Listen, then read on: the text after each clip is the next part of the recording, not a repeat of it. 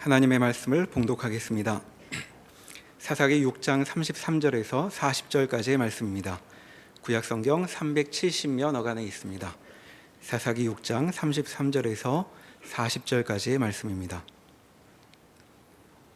그때 미디안과 아말렉과 동방 사람들이 다 함께 모여 요단강을 건너와서 이스라엘 골짜기에 진을 친지라.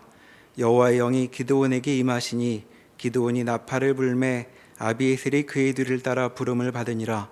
기드온이 또 사자들을 온 므낫세의 도로 보내매 그들도 모여서 그를 따르고 또 사자들을 아셀과 스불론과 납달리에 보내매 그 무리도 올라와 그를 영접하더라.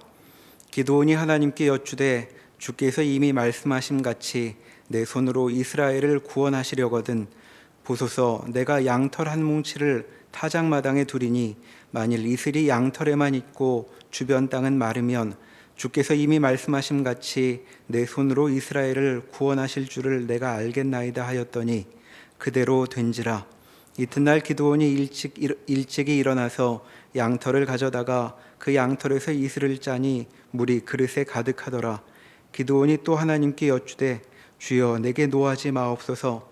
내가 이번만 말하리이다. 구하옵나니 내게 이번만 양털로 시험하게 하소서. 원하건대 양털만 마르고 그 주변 땅에는 다 이슬이 있게 하옵소서 하였더니 그 밤에 하나님이 그대로 행하시니 곧 양털만 마르고 그 주변 땅에는 다 이슬이 있었더라. 아멘. 사사기에는 많은 사사들의 이야기가 나오고 있습니다. 대부분의 사사들의 사역에 대해서는 비교적 간단하게 설명이 되고 있고요. 또 어떤 사사들은 단 몇 줄의 문장으로만 그 사역이 소개되고 있기도 합니다. 그러나 예외적으로 다른 사사들에 비해서 많은 성경의 분량을 차지하는 사사들도 있습니다. 대표적으로 삼손이 그러하고 또 기드온도 그렇습니다. 나중에 살펴보겠지만 삼손은 힘이 세다라고 하는 이 인식 하나만으로 그는 사사가 될 만하다, 자기 민족을 구원할 만한 힘이 그에게 있다라고 하는 생각들을 우리가 하게 됩니다. 그러나 성경의 많은 분량이 삼손의 그러한 면을 부각하는 것이 아니라 오히려 그는 신앙적으로 많이 부족하고 모자란 자이지만 하나님께서 그를 붙들어 설득하시고 하나님의 일을 하는 자리로 끌어내시는 일들이 많이 설명되기에 분량이 많다, 이렇게 봐야 합니다. 사실은 기드온도 그렇습니다. 기드온은 벌써 오늘로 4번째 설교를 하고 있고 앞으로도 기드온과 관련된 설교는 3편이나 더 남아 있습니다. 다른 사사들은 한 번 하고 지나갔는데 차이가 많이 나죠. 기드온도 그에게 어떤 특별한 조건이 있거나 위대해서 그에게 많은 분량을 할애하는 것이 아니라 기드온도 삼손과 마찬가지로 그는 여전히 하나님의 일하심에 대한 불신을 가지고 있지만 하나님이 그를 어떻게 이해시키시고 또 하나님이 하시는 일을 온전히 바라보게 함으로 인하여 하나님이 어떻게 자기 백성을 구원하시는가, 여기에 대한 믿음을 가지고 신앙의 눈으로 바라보게 하시는 과정들이 이렇게 꽤 길게 설명이 되고 있습니다. 그런 면에서 볼 때 삼손이나 기드온의 부족하고 연약한 부분은 마치 나 자신의 신앙의 모습과 많이 이입이 됩니다. 내가 얼마나 부족한가, 모자란가, 또 못났는가라고 하는 이러한 부분이 두드러지고 그런 나를 붙들어 하나님이 얼마나 위대한 역사를 이끌어내시기 위하여 일하고 계시는가라고 하는 부분들이 이러한 사사들의 역사를 통하여 저희가 확인해야 할 내용입니다. 기드온은 사사로 세움을 받으면서 하나님이 무엇을 하시고자 하시는가에 대한 분명한 이해를 가지고 있습니다. 하나님이 기드온에게 큰 용사여라고 말씀도 주시고 내가 너와 함께 하리니 내가 미디안 사람 치기를 한 사람 치듯 할 것이다 라고 하는 말씀을 주셨습니다. 다른 사사들과 다르게 하나님이 이렇게 직접 나타나셔서 이 위대한 말씀을 주셨다라고 한다면 기드온의 반응은 하나님이 나를 통하여 우리 민족을 구원하시려고 하시는구나. 하나님이 이제야 일하시니 그 하나님 붙들고 일해야겠다. 이런 각오나 결심들이 있어야 합니다. 그러나 하나님의 말씀을 들었음에도 불구하고 기드온은 의심하고 있습니다. 그래서 무엇을 요구하죠? 표징을 요구합니다. 하나님 말씀은 있지만 확실한 증거도 봐야겠습니다 라고 하는 것이 기드온의 입장입니다. 우리 생각에는 이렇게 믿음으로 반응하지 못하는 기드온에 대해서 하나님이 너 왜 믿음이 없느냐? 믿음이 작은 자여 왜 의심하느냐? 너는 담대하게 믿음을 가지고 내 앞에 서라. 아니면 국물도 없다. 이런 식으로 혼내시던가 정 안 되겠으면 잘라버리시면 되는데 하나님은 몇 번이고 참으시고 그 기드온이 요구하는 표징들을 증거들을 다 보여주십니다. 앞에서도 염소 새끼 잡아놓고 무교병 만들어 놓았을 때에 국 위에 부어라. 그리고 여호와의 사자가 지팡이를 갖다 대자 바위에서 불이 나와서 다 재물을 태워버리는 아주 확실한 표징을 보여주셨습니다. 오늘 말씀해 보니까 오늘은 여호와의 영까지 이 기드온에게 임하였습니다. 그리고 기드온은 여전히 하나님이 무엇을 하실지 알고 있습니다. 이미 말씀하신 바와 같이라고 하는 얘기를 2번이나 반복하고 있습니다. 기드온은 모르지 않습니다. 하나님이 이스라엘을 통하여 미디안들을 진멸시키고 그들의 혹독한 고난의 손길 안에서 구원해 내시겠다. 하나님이 그 일을 하시려고 한다. 잘 알고 있습니다. 그런데 또 뭘 요구하죠? 표징을 요구합니다. 하나님, 증거 보여주십시오. 제가 양털 한 뭉치를 타작 마당 가운데 둘 테니 이 양털에만 이슬이 내리고 다른 마당에는 이슬이 내리지 않고 말라있게 해 주십시오. 기드온이 요구하는 표징은 자연현상을 거스르는 기적입니다. 이슬이 내리면 온 땅에 다 내리지 어떻게 양털 위에만 내리겠습니까? 그런데 기드온은 기적을 확인해야 그것이 하나님의 뜻이라는 것을 믿겠다는 자기 고집을 꺾지 않고 있습니다. 하나님이 이런 못된 놈 이렇게 하지 않고 그래 하고 들어주십니다. 양털 뭉치 위에만 이슬이 내려서 그 다음날 짜보니 그릇에 물이 한가득입니다. 사실 여기까지 했어야죠. 근데 기드온이 요즘 말로 선을 넘었습니다. 한 번 더 요구하죠. 이번에는 거꾸로입니다. 하나님 노여워하지 마시고 한 번만 더 증거를 보여주십시오. 이번에는 양털은 말라있고 마당에만 이슬이 내리도록 해 주십시오. 왜 기드온이 이 반대의 요구를 하고 있는가 하면 처음의 요구 자체도 자연현상을 거스르는 기적입니다. 그런데 어쩌면 자연현상 때문에 그럴 수도 있어 라고 하는 말도 안 되는 고집을 부리고 있는 겁니다. 그래서 이걸 뒤집어서 다시 한번 확인하겠다는 거죠. 하나님이 기드온의 요구대로 다 해주셨습니다. 그러면 이제 뭐가 남았습니까? 여호와의 영이 임하였고 반복되는 표징도 원하는 대로 하나님이 다 보여주셨습니다. 사실 이것은 놀라운 기적을 하나님이 드러내 보여주신 것입니다. 말씀을 들었지만 기적 같은 표정을 반복하여 보였지만 기드온은 변하지 않았습니다. 여전히 하나님에 대한 의심과 불신을 거두지 않고 있습니다. 왜 그랬을까요? 자기가 바라보고 있는 변하지 않은 현실, 그리고 변할 것 같지 않은 현실이 이 기드온이 믿음, 순종의 자리로 나아가는 그 발목을 잡고 있습니다. 지난 7년 동안 그랬듯이 여전히 미디안과 아말렉과 동방의 사람들이 이스라엘 백성들이 파종하여서 이제 수확해야 할 토지 소산을 다 뜯어먹기 위하여 메뚜기처럼 올라와 있습니다. 기드온이 예측하는 자신들의 현실은 이전과 다르지 않게 여전히 자신들의 모든 토지 소산을 다 빼앗기고 핍절하고 궁핍한 고난의 시대를 여전히 살아야 된다라고 하는 암울한 생각만이 이 기드온의 마음 가운데 가득 채워져 있는 것입니다. 말씀이 있으면 뭐합니까?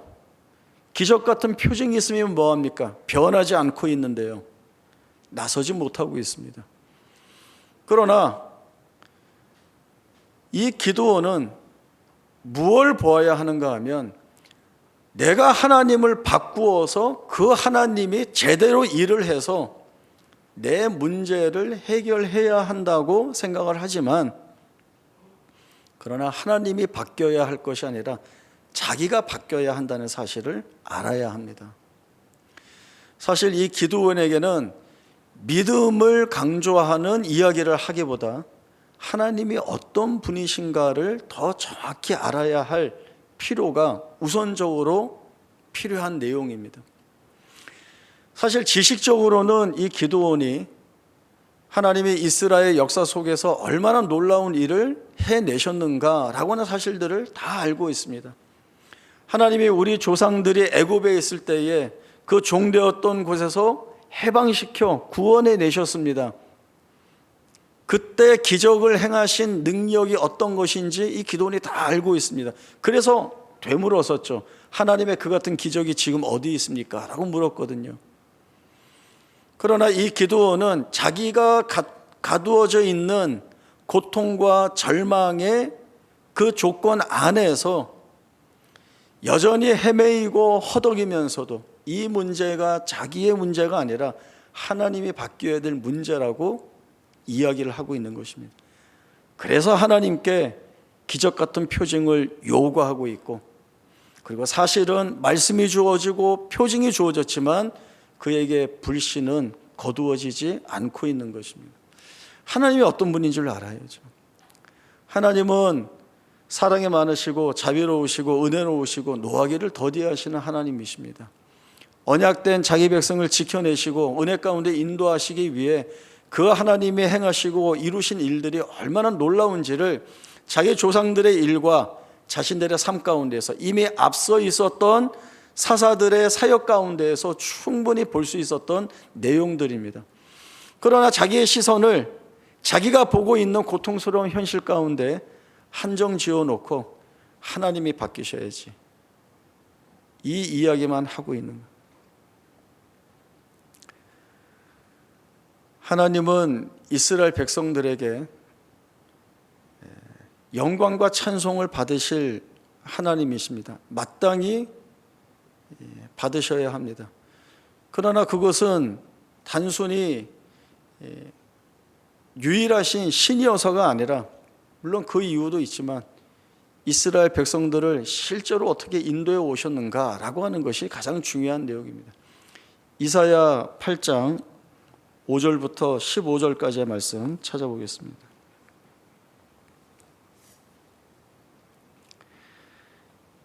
구약성경 976쪽쯤 됩니다. 이사야 8장 5절부터 15절까지의 말씀 제가 읽겠습니다. 여호와께서 다시 내게 말씀하여 이르시되 이 백성이 천천히 흐르는 실로암 물을 버리고 르신과 르말리아의 아들을 기뻐하느니라. 그러므로 주 내가 흉용과 창이란 큰 하수 곧 아수르 왕과 그의 모든 위력으로 그들을 뒤덮을 것이라. 그 모든 골짜기에 차고 모든 언덕에 넘쳐 흘러 유다에 들어와서 가득하여 목에까지 미치리라. 임마누엘이여 그가 펴는 날개가 내 땅에 가득하리라 하셨느니라. 너희 민족들아 함성을 질러 보아라. 그러나 끝내 패망하리라. 너희 먼 나라 백성들아 들을지니라. 너희 허리를 동이라. 그러나 끝내 패망하리라. 너희 허리에 띠를 띠라. 그러나 끝내 패망하리라. 너희는 함께 계획하라. 그러나 끝내 이루지 못하리라. 말을 해보아라. 끝내 시행되지 못하리라. 이는 하나님이 우리와 함께 계심이니라. 여호와께서 강한 손으로 내게 알려주시며 이 백성의 길로 가지 말 것을 내게 깨우쳐 이르시되 이 백성의 반역자가 있다고 말하여도 너희는 그 모든 말을 따라 반역자가 있다고 하지 말며 그들이 두려워하는 것을 너희는 두려워하지 말며 놀라지 말고 만군의 여호와 그를 너희가 거룩하다 하고 그를 너희가 두려워하며 무서워할 자로 삼으라. 그가 성소가 되시리라. 그러나 이스라엘의 두 제배는 걸림돌과 걸려 넘어지는 반석이 되실 것이며 예루살렘 주민에게는 함정과 올무가 되시리니 많은 사람들이 그로 말미암아 걸려 넘어질 것이요 부러질 것이며 덫에 걸려 잡힐 것이니라. 이사야 선지자가 하나님의 말씀을 통하여서 과연 이 백성들에게 하나님이 어떤 하나님이신가에 대한 귀한 말씀을 전하고 있습니다. 남유다는 이스라엘과 아람의 연합군 공격을 받게 됩니다. 대단히 위험한 자리에 처하게 되죠. 그러나 이때 아수르와 동맹을 맺고는 이 이스라엘과 아람 연합군을 물리쳐 내게 됩니다. 상황이 이렇게 되자 남유다와 아스와 유다 백성들은 이제부터 이 아수르와 밀접한 동맹의 관계를 맺고 또 자신들의 힘으로 삼고자 하는 정책을 펴나가게 됩니다. 혼란스러운 국제 정세 속에서 자기 나라와 백성을 지키기 위해 동맹을 한다라고 하는 것을 뭐라고 할 수는 없지만 문제는 남유다가 아수르에 대한 의존력을 높여가면 갈수록 반대로 하나님에 대한 의뢰함은 절대적으로 줄어들게 되었다라고 하는 것입니다. 아수르에 대해서는 신뢰감이 높아갔다고 한다면 하나님에 대한 불신은 그 반대로 더 커져갔다는 뜻입니다. 이것은 대단히 잘못된 일들이죠. 하나님은 선지자를 통하여 너희가 은혜의 샘을 버리고 세상에 강물을 구하였다 이렇게 말씀을 합니다.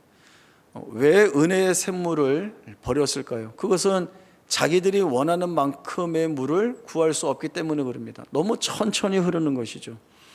세상의 강물을 구하는 이유는 우리가 원하고 필요로 하는 만큼의 풍성한 수량이 흐르고 있기 때문이다라는 생각 때문입니다. 이 말은 결국 무엇인가 하면 남유다가 지금 당장 우리에게 필요한 것, 있어야 할 것이 어떤 것들로 채워진다고 한다면 그 어떠한 것이 무엇이든지 간에 상관이 없다라고 하는 것이죠. 그것이 세상의 것이든 무엇이든 상관이 없다. 그것이 우리의 힘만 되면 된다라고 하는 생각을 가지고 있습니다. 하나님이 이것을 불신앙이라고 말씀하시고 징계와 심판을 하시게 됩니다. 너희가 붙들고 있는 너희가 힘으로 삼고자 하는 그 아수르가 너희를 치는 심판의 막대기가 될 것이다 라고 하는 것입니다. 이 흉흉하고 창대한 불이 유다에 가득 흘러넘쳐 모든 것들을 다 뒤덮을 것인데 유다의 목까지 찰 것이다 라고 하는 말씀을 줍니다. 심판의 말씀이니까 이것이 목까지 찬다라고 하면은 참 위급하다, 큰일 났다라는 생각을 하게 될 것입니다. 그러나 이 징계와 심판 속에서도 하나님이 자기 백성을 지키시는 뜻을 그 안에 담아두고 계십니다. 무엇로 알 수 있을까요? 목에까지라. 그 이상은 내가 허락하지 않는다라고 하는 것입니다. 이 남유다가 자신들의 정세 속에서 계속 두려움 가운데 내몰린다라고 한다면 하나님이 함께 하시는 것 외에는 이 두려움을 몰아낼 것이 없습니다. 하나님이 우리와 함께 하실 때 우리가 끝내 승리할 것이다 라고 하는 이 확신을 붙들어야 자신들이 가지고 있는 이 두려움에서 벗어날 수가 있는 것입니다. 기드온은 군사를 모으고 미디안 앞에 섰지만 현저한 군사력 차이를 보게 됩니다. 그리고 드는 생각이 무엇이었을까요? 이 전쟁은 이길 수 없다는 것입니다. 결국 우리는 질 것이고 지게 되면 여지까지 겪었던 그 혹독한 고난의 시간들을 또다시 살아가야 하는 절망과 낙심이 이 기드온의 머릿속을 가득 채우고 있습니다. 여기에서 벗어나지 못하고 있는 것입니다. 그러니 뿜어져 나오는 고백이라고 하는 것은 하나님 뭐 하고 계십니까? 라고 하는 것밖에 없습니다. 하나님이 돌이키셔서 더 큰 능력으로 완전히 우리를 뒤집어 이기게 하시는 것이 아니면 우리가 이길 수 없습니다. 라고 하는 이야기를 쏟아내고 있습니다. 그러고 보면 기드온은 이 하나님이 주신 말씀이 여기까지 무엇인지 아무것도 알아채지 못하고 있습니다. 너가 미디안 사람을 한 사람 치듯 해야 하는 조건은 너가 강력한 군대를 가지고 미디안 군대를 압도하여서 승리를 쟁취하는 것으로 확인받는 것이 아니라 무엇이었죠? 내가 너와 함께 하리니. 하나님이 함께 하실 때에 그 놀라운 역사가 드러난다라는 것을 알아야 했습니다. 그만큼 하나님에 대한 이해가 이 기드온에게는 거의 없었던 것입니다. 원어에서도 보면 우리 성경에는 하나님이라고 나오지만 어떤 여느 신에게 묻는 것처럼 사실은 묻고 있는 부분들도 많이 있습니다. 왔다 갔다 하고 있는 거죠. 아직 하나님이 어떤 하나님이신지 다 놓치고 모르고 있는 가운데 있습니다. 그런 기드온을 하나님이 포기하지 않고 있습니다. 기드온이 요구하는 표징들을 다 보여주시고, 그리고 끝끝내 그를 하나님을 제대로 알고 제대로 알아서 믿음을 고백할 수 있는 자리에 오기까지 포기하지 않고 이 기드온을 바꾸어 내시고 있습니다. 그리고 기드온에게서가 아니라 하나님에게서 진정한 구원이 시작된다라고 하는 사실도 기드온에게, 그리고 그 사사시대의 이스라엘 백성들에게도 보여주고 계시는 것입니다. 우리가 살아가면서 여러 일들을 겪게 됩니다. 고통스럽고 또 괴롭고 어려운 일들을 겪게 되는데, 우리가 이런 일들 앞에서 하는 기도가 어떠한가 이렇게 이제 돌아보면 그 문제를 해결해 주십시오, 바꾸어 주십시오, 변하게 해 주십시오, 이렇게 열어주세요라고 하는 그런 류의 기도가 대단히 많이 있습니다. 여러분 한번 기도하실 때 녹음기 켜놓고 기도했다가 나중에 한번 들어보세요. 거의 기도가 이제 이렇게 갑니다. 그 기도가 오늘 말씀과 이렇게 살펴보면 어떤 기도일까요? 하나님을 바꾸어내는 기도가 우리가 하고 있는 기도입니다. 하나님이 바뀌어야, 하나님이 바꾸어 주셔야 내 현실이 바뀌고 그래야 내가 편안할 수 있다라고 하는 것이죠. 그러면 이런 생각도 한번 해볼 수 있습니다. 우리가 문제 해결을 위해서 기도했을 때 그 문제가 해결되면 우리가 뭐라고 얘기하죠? 응답을 받았다라고 얘기를 하고, 우리가 간구했던 그 기도가 들어지면 은혜를 입었다라고 이야기를 합니다. 그러면 우리가 하는 기도가 여전히 풀리지 않은 가운데 있다라고 하면 응답을 받지 못했고 우리는 은혜를 입지 못한 건가? 라고 하는 질문을 스스로 한번 해보십시오. 하나님은 우리에게 은혜 주시기를 단 한순간도 멈추신 적이 없습니다. 이스라엘 백성들이 여러 이방 민족의 압제 속에 빠져 있었던 것은 그들이 하나님을 버리고 우상을 쫓았던 죄의 결과입니다.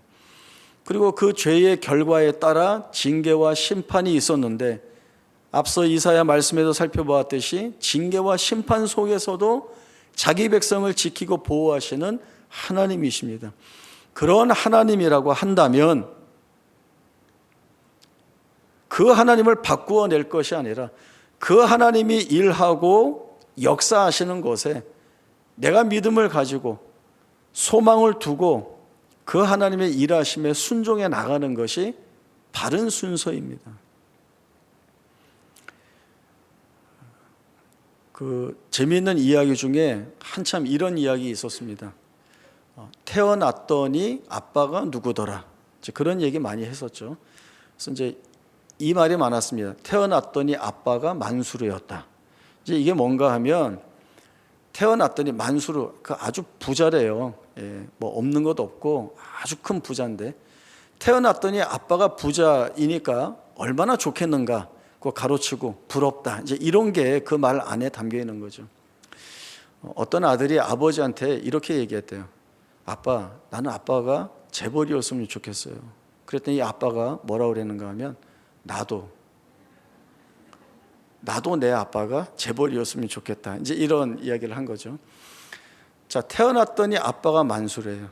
그 아빠한테 짜장면 한 그릇 사주세요. 장난감 하나 사주세요. 이게 부담스러운 이야기인가요? 해서는 안 되는 말인가요? 태어났더니 아빠가 메시예요. 근데 그 아빠한테 축구 좀 가르쳐 주세요 하는 말이 그렇게 해서는 안 되는 말인가요? 아닙니다. 할 수 있는 말이에요. 얼마든지 할 수 있는 말이에요. 그리고 부모의 입장에서는 사랑하는 자녀가 뭘 해달라고 하는 것이 얼마나 기쁜지 모릅니다. 그래서 뭘 해달라 이런 얘기를 부모는 기다리고 있는 거죠. 왜요? 사랑하니까요. 사랑하는 내 자녀이니까 충분히 이 사랑의 마음들을 줄 수 있는 겁니다. 기드온은 이 하나님을 놓치고 있습니다. 하나님이 이루어내실 것이 무엇인지도 잘 몰라서 헤매고 있습니다. 그러나 하나님이 이 기드온을 붙들고 하나님을 아는 지식에 이르는 자리까지 끌어내심으로 인하여 결국 하나님에 대한 바른 이해를 가지고 믿음 있게 서는 자리로 이 기드온을 이끌어내십니다. 하나님이 이 작업을 우리에게도 하고 계십니다. 우리도 우리가 매몰되어 있는 고통 속에서 헤어나오지 못할 때에 하나님이 찾아오셔서 주시는 말씀이 우리의 유일한 구원의 근거는 하나님밖에는 없다라고 하는 사실들을 우리에게 가르쳐 주시고 있습니다. 이 하나님 붙드는 것만이 우리에게 주어지는 위로와 격려의 은혜, 또 이 하나님께만 소망이 있다는 사실을 보게 하심으로 인하여서 변하지 않을 것 같은 이 현실을 견디게 하시는 힘과 능력을 덧입혀 주시는 것입니다. 시편 34편 1절에서 9절까지의 말씀 찾아보겠습니다. 시편 34편 1절에서 9절까지의 말씀 제가 보겠습니다. 내가 여호와를 항상 송축하며 내 입술로 항상 주를 찬양하리이다. 내 영혼이 여호와를 자랑하리니 곤고한 자들이 이를 듣고 기뻐하리로다. 나와 함께 여호와를 광대하시다 하며 함께 그의 이름을 높이세. 내가 여호와께 간구하며 내게 응답하시고 내 모든 두려움에서 나를 건지셨도다. 그들이 주를 앙망하고 광채를 내었으니 그들의 얼굴은 부끄럽지 아니하리로다. 이 공고한 자가 부르짖음에 여호와께서 들으시고 그의 모든 환난에서 구원하셨도다. 여호와의 천사가 주를 경외하는 자를 둘러진치고 그들을 건지시는도다. 너희는 여호와의 선하심을 맛보아 알지어다. 그에게 피하는 자는 복이 있도다. 너희 성도들아 여호와를 경외하라. 그를 경외하는 자에게는 부족함이 없도다. 이 시편 34편 위에 보면 작은 글씨로 다윗이 아비멜렉 앞에서 미친 채 하다 쫓겨나서 지은 시라고 하는 소제목이 붙어 있습니다. 다윗은 자기를 죽이려고 하는 이 사울의 손을 피해 오랜 세월 도망 다니게 됩니다. 이 도망자의 삶이라고 하는 것은 숨 쉬고 있는 내내 고통스럽습니다. 왜요? 잡힐까 봐 그렇죠. 잡혀서 죽임을 당할까 봐 그 근심과 불안에서 헤어나올 수가 없는 겁니다. 도망자의 신세 속에서는 무얼 먹어도 맛있지 않고 배부르지 않을 겁니다. 아무리 잠을 잔다 하여도 불안 속에서 자기 때문에 그 잠이 깊이 들 수가 없을 겁니다. 도망다니다 못해 결국은 마지막에 이 다윗이 블레셋까지 망명하여 도망가게 됩니다. 그 당시 블레셋은 이스라엘과는 적대 관계에 있는 나라였습니다. 결국 적국에 망명을 하였는데 얼마나 다윗이 끝모를 막다른 골목까지 밀렸는가를 쉽게 알 수 있죠. 그러나 블레셋에 망명했다고 해서 이제 그의 고난은 끝이 났나요? 편안한 삶을 살았나요? 그렇지 않습니다. 자기의 신분이 들통날까 봐 전전긍긍합니다. 자기가 골리앗을 죽인 장본인입니다. 그리고 블레셋과 대적하여서 싸워서 매번 승리한 장수입니다. 그런 다윗의 신분이 들통이 나면 안 되는 거죠. 그러던 중에 신분이 탄로날 처지가 되자 자기 수염에 일부러 침을 흘리고 미친 척합니다. 그리고 아비멜렉이 미치광이 내쫓아라 이렇게 해서 쫓겨 나오게 됩니다. 쫓겨 나와서 지은 시인데 사실 그때의 다윗의 처지라고 한다면 대단히 수치스러웠습니다. 그리고 더 고통스러웠습니다. 이제는 자기 나라에서도 도망갈 데가 없고 이제는 적의 나라에서도 쫓겨났으니 그야말로 절망 그 자체입니다. 그러나 다윗이 무엇라고 기도를 하고 있는지 보십시오. 이 다윗의 기도가 이럴 수밖에 없는 것은 그가 바라보는 하나님이 이런 하나님이시다라고 하는 것을 이 다윗이 분명하게 알고 있기 때문에 그렇습니다. 하나님은 간구를 들으시는 하나님이시다라고 하는 겁니다. 간구를 들으시고 응답하시는 하나님. 그리고 이 하나님은 모든 두려움 속에서 환난 속에서 건져주시는 하나님이라고 하는 이 고백을 다윗이 하고 있습니다. 그래서 가장 절망에 있어야 할 그 자리에서 자기의 눈은 오로지 하나님께만 그 초점을 맞추고 있는 것을 이 다윗의 기도를 통하여 우리가 알 수 있습니다. 우리가 하나님께 무엇을 요구하는가 하면 하나님 어려운 일, 힘든 일, 고난들 다 미리 막아주세요. 하나님이 그렇게 해주세요. 나는 가만히 있고 하나님이 다 그렇게 해주세요 라고 하는 요구를 우리가 많이 하는데 예수님도 그 요구는 하시지 않았습니다.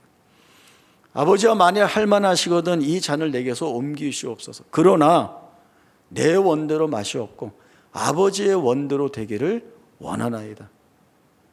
예수님은 이렇게 기도해봤자 하나님 안 들어주셔 포기해서 이렇게 기도하는 것이 아니라 성부 하나님이 마침내 이루실 구속의 영광이 무엇인지를 알기 때문에 그 하나님 앞에 온전히 순종하는 것으로 자신의 길을 가신 것입니다. 하나님이 이 일을 영광스럽게 이루어내시고 그리고 이 일에 순종한 성자 하나님의 이름을 하늘과 땅 아래에서 모든 것들이 다 무릎 꿇게 하시고 영광되게 하신다라고 하는 사실을 이 주님이 잘 알고 계셨기 때문에 순종의 자리로 자신을 내어 걸어가신 것입니다. 우리에게 필요한 것이 무엇입니까?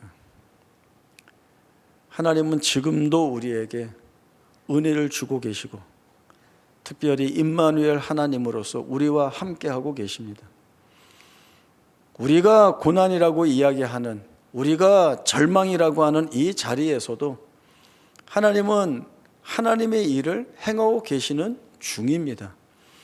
우리의 고난이 고난으로 끝나고 우리의 절망이 결국은 절망뿐이어서 그래 이렇게 될 수밖에 없었어 라고 하는 운명론이나 숙명론이 아니라 하나님은 여전히 우리 가운데에서 하나님의 목적하신 반들을 이루시기 위하여 바꾸어 가시는 역사들을 행하고 계시다는 겁니다. 가고 있는 중입니다. 은혜의 자리로 가고 있는 중이고 우리 안에서 이루실 그 소망이 완성되는 자리로 가고 있는 중입니다. 우리의 힘으로 홀로 가는 것이 아니라 우리와 함께 하시며 그 은혜를 주시는 것으로 우리를 견디게 하신다는 것이 오늘 우리가 확인해야 되는 내용들입니다. 물로 포도주를 만드신 주님, 나사렛 예수의 이름으로 걷게 하신 하나님, 없는 것을 있게 하시고 죽은 자를 살리신 하나님께서 오늘 내 편을 들고 계시다는 것, 이것만큼 우리에게 큰 위로가 없습니다. 기드온은 자기가 모은 군사들이 적다, 결국은 질 수밖에 없다라는 마음뿐이었겠지만 그러나 하나님은 그 어디에서도 승리를 만들어내실 수 있는 하나님이십니다. 다윗이 골리앗 앞에 나갈 때 무슨 고백을 하고 나아갔습니까? 너는 칼과 창과 단창으로 내게 나오지만 나는 만군의 여호와의 하나님의 이름으로 내게 나아간다라고 하는 담대한 믿음의 선언을 했습니다. 믿음의 선포를 했습니다. 그것이 다윗이 절대적으로 열세한 자리에 있었지만 승리할 수 있었던 근거입니다. 여러분, 믿음 있는 선언과 선포를 가지시기 바랍니다. 하나님이 일하시기 때문에 두려워할 것이 없습니다. 그리고 이 두려워하지 않는 자리로 오늘도 하나님은 멈추지 않고 우리를 불러내시고 있습니다. 그리고 그 불러내신 자리에서 하나님의 일들을 똑똑히 목도하게 하실 것이고, 그것을 보게 하심으로 인하여서 결국 마지막에 하나님이 이루실 것이 무엇인지를 우리로 하여금 소망 가운데 기대하게 하실 것입니다. 그러니 우리가 가지고 있는 궁금증이라고 하는 것은 이러다 안 되면 어떡하지가 아니라 하나님이 얼마나 놀랍게 일하시고 이루실 것인가에 대한 기대를 가지고 오늘 맡겨주신 우리의 삶을 은혜로 그리고 믿음으로 살아내는 것이 부름받고 택함받은 성도의 마땅한 신분이자 책임입니다. 이 귀한 은혜의 길을 담대하게 걸어가시고 주어진 승리를 감사함으로 맛보는 귀한 은혜가 있기를 바랍니다. 기도하겠습니다. 하나님 아버지, 은혜를 감사합니다.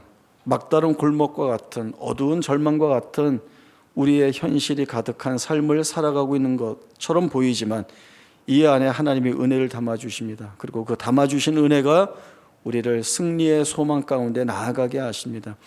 이 하나님 붙들고 살아가는 것이 얼마나 감사한지 모릅니다.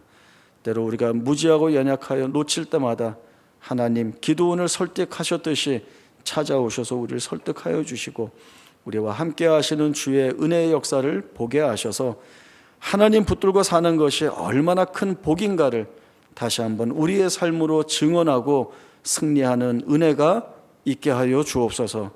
지금은 우리 주 예수 그리스도의 은혜와 하나님 아버지의 크신 사랑과 성령 하나님의 충만하신 역사하심이 하나님의 일하심에 대한 귀한 믿음의 고백을 가지고 승리의 소망을 가지고 담대히 우리의 삶을 기쁨으로 살아내리라 다짐하는 주의 사랑하는 성도들 머리 위에 영원토록 함께 있을지어다.